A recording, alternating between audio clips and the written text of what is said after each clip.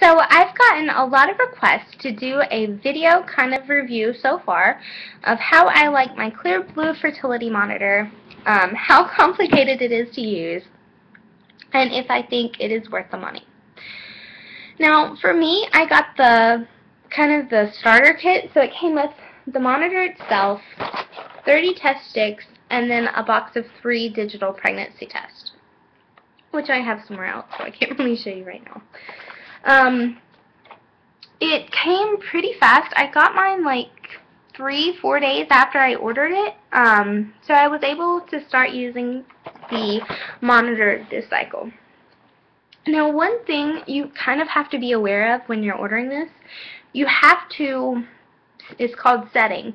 You have to set the monitor between cycle day 1 and 5, otherwise you can't use it that cycle. Which is kind of one downside to the monitor, but at the same time it makes sense because it asks you for your first test stick on cycle day 6.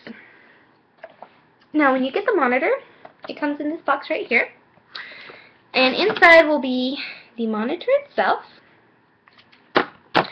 and handy dandy instruction booklet.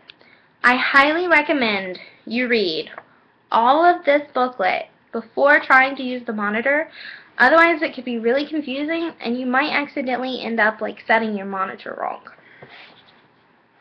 Now, to set your monitor, pretty easy. You will need 4 AAA batteries first, but then there's a button right here on the side you push to turn it on. Mine is already set. I am on cycle day 6 and I have low fertility today, which is kind of to be expected since I'm only on cycle day 6. If I was ovulating this early, that'd be really abnormal for me. Now, to set the monitor, you'll notice there is this little M over here, right there. You have to press and hold that down until it gets to the cycle day you're on.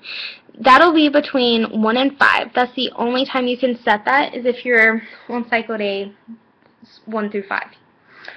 And one thing you do have to kind of be aware of, every day you'll need to turn your monitor on, and if you see a little icon that looks like a test stick, which would be right like this, that means it wants you to take a test that day. You really need to take a test every day it asks for it in order for it to give you the most accurate results.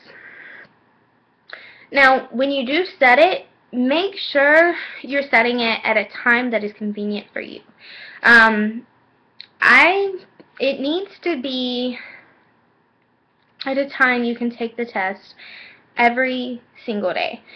Now, I chose to do FMU, which is what it recommended. So I set mine for 10 o'clock every day. And the reason is, you can take the test anywhere from 3 hours before that time and 3 hours after that time.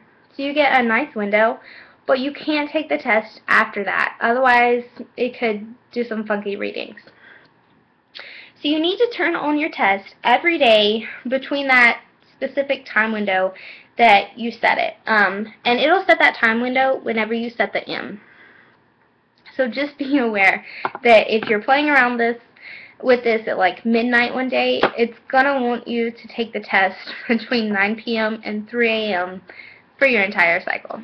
So just be aware of that. Now, when you get the test sticks, they come in a box of 30. They're all individually wrapped with the expiration date right there on it. When you first get it, and this one is used, but it'll look right like this. You'll either hold this in your urine stream for 5 seconds, or you'll dip it in a little urine collection cup, which is what I prefer to do just because it's a little less messy, for 15 seconds. And then afterwards, you'll pop off the end cap right here and put it on where your urine went. Now, this one is used, so you can see the blue line does appear, kind of like an ovulation test. Now, to use it, you just click it into place, and you have to start with put this stick right here at the very end, and then you click it. And if the monitor was on, it would be reading the test stick right now. And how you know it's reading it is because there's a whole lot of different icons. This one right here that is right below my finger means that it wants you to take a test that day. That right there, which will be flashing, will mean that it's reading the test. And then this one right here will mean it's time to take out the test stick. And it usually takes about 5 minutes to read the test. Now, once you see the thing that says you need to take it out, you'll simply remove it. You can throw this away then. And sometimes your monitor will turn itself off if it's after a minute, after it's got done reading it. You just need to turn it back on. Pretty simple. And then you will see your cycle date, which is up here. I'm on cycle day 6. And 1 bar right there will mean low fertility, 2 would mean high, and 3 would be peak. High is obviously, I'll show you. It's that giant dip upward. It's not a dip. I can't think of the word. You can see low fertility would be leading up to that. High fertility would be a few days before ovulation.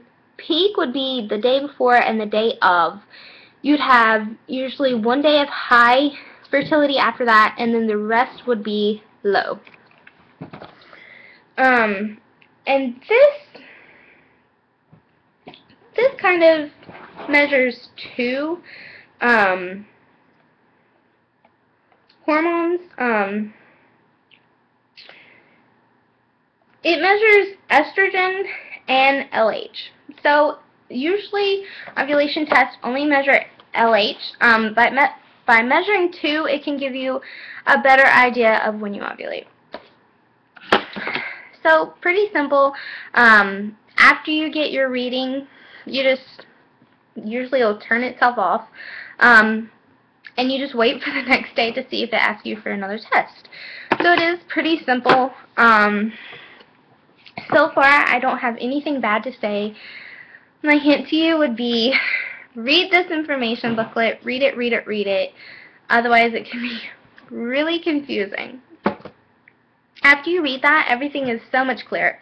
Now, I do keep this in the bathroom every time I take a test, just because this is my first cycle of using it, so I'm not really used to all the icons and what they mean and everything like that. And this has everything you need to know. And also, if you have any problems with this, they give you a helpline number you can call. I think they also give you an email, so if you don't want to call, you can email them.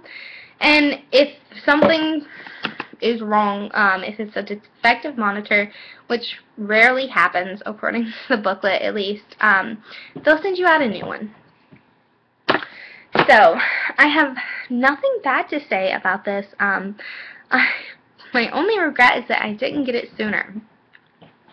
Now, it is a little pricey, but I think it's really worth it in the long run, because then you don't have to guess, did I ovulate today, or is that even a positive OPK? And that was kind of driving me crazy and creating a lot of stress for me personally.